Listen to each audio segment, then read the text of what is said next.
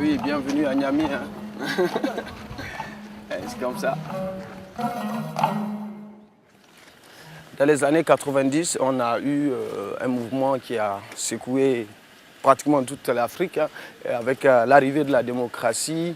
Et du coup, moi là-dessus, ça m'a inspiré. J'ai écrit un texte qui dit comme ça. 1990 en Afrique, un vent démocratique emporte des années de règne autocratique.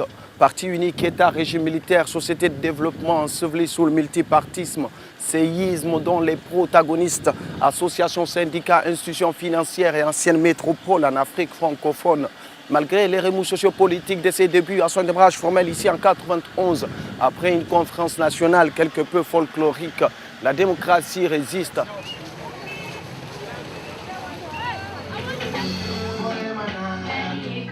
Trop de faux problèmes, n'est-ce pas? Trop de guéguerre. Bonsoir à tous et à toutes, bienvenue sur la radio alternative, l'émission Double H Nigérien, l'émission exclusivement réservée au hip-hop made in Niger, notre musique, n'est-ce pas, notre fierté nationale. Et c'est comme ça que ça le fait tous les dimanches de 22h à minuit.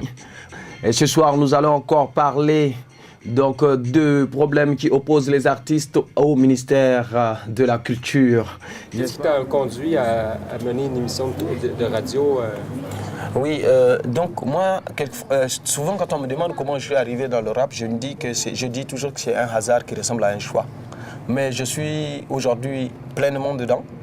Et malgré moi, je suis pour tous les jeunes qui sont dans le milieu, le grand frère parce que je suis, je pense, le plus ancien.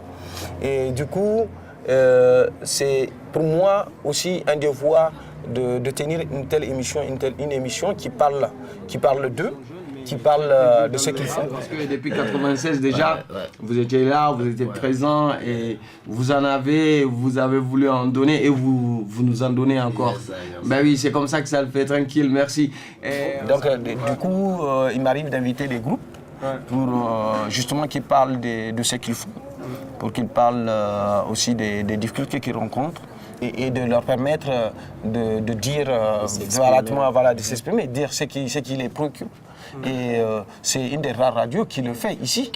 Je suis découragé, artiste nigérien découragé, autant de nos pères ça aurait marché. Tony Montana a tout raflé, celui qui parle on va l'écarter. Artiste nigérien désormais soudé, en avant pour le même combat, découragé.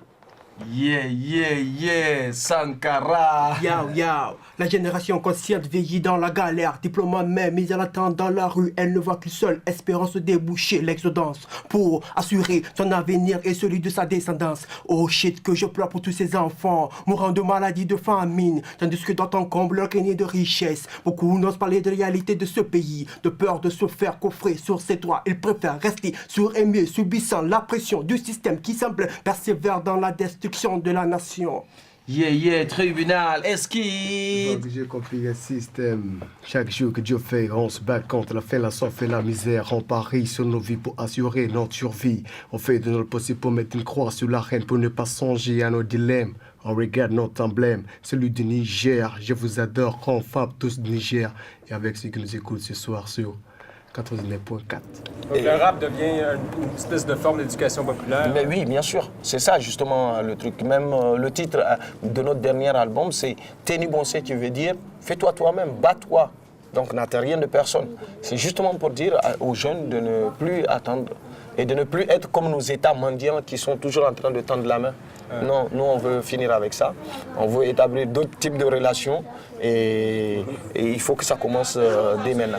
Regarde du sud, regarde critique, au-delà de la vitrine au sud. Regarde triste, regarde inquiet à l'égard des choses absurdes. Jeunes de par le monde, chacun à sa manière, sa misère galère. Il suffit pas d'être dans un grand et beau pays pour ne plus se plaindre. Être dans le pays dit de tous les droits et libertés. Être en France pour ne plus rien craindre. L'Eldorado a plus de SDF que les PPTE. Malgré les touche pas à mon pote, malgré les touche pas à mon pote de Harlem Désir, je suis rentré dans autre chose. Africa Zaruman Zamani Zarumani Jane Mouaya Keishesu. Le problème, c'est que c'est tout simplement que aujourd'hui, nous ne comprenons pas pourquoi la culture nigérienne ne puisse pas briller au même titre que les autres cultures.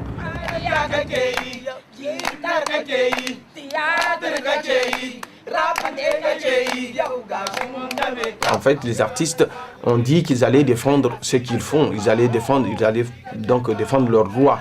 Et ils se sont réunis en collectif pour pouvoir exprimer ce qu'ils ressentent.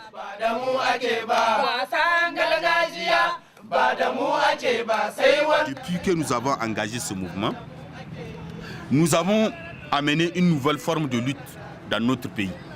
C'est la première fois en Afrique qu'on retrouve une organisation des artistes défendre les intérêts des artistes. Parce que le Niger a une particularité où les artistes vivent une situation précaire, dans une situation de pauvreté extrême.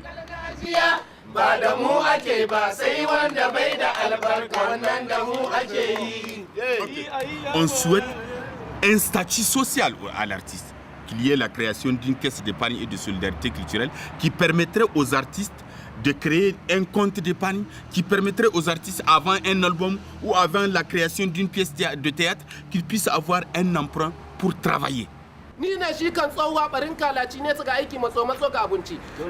Toutes ces conditions-là, c'est ça que nous sommes en train de défendre. Et nous avons commencé à sortir ce que nous avons appelé Acte 1. Donc c'est un single où il y a beaucoup d'artistes de tous les milieux donc, qui sont en train de fustiger le comportement de notre ministère en charge de la culture. Il y a une paupérisation depuis les indépendances. Seul notre pays n'a pas changé sur ce plan, où l'État est encore concepteur, organisateur et s'évalue s'il veut par rapport à l'organisation des manifestations. On a dit qu'il faut que ça s'arrête. Et maintenant, nous sommes depuis plus de 2 mois en train de lutter et nous allons y arriver parce qu'on est déterminés. Enseignants, artistes, musiciens, compositeurs, interprètes, ils jouent un instrument qu'on appelle le biram. C'est un instrument à 5 cordes et cet instrument est en voie de disparition. Il est actuellement le seul maître et c'est le seul qui joue au Niger.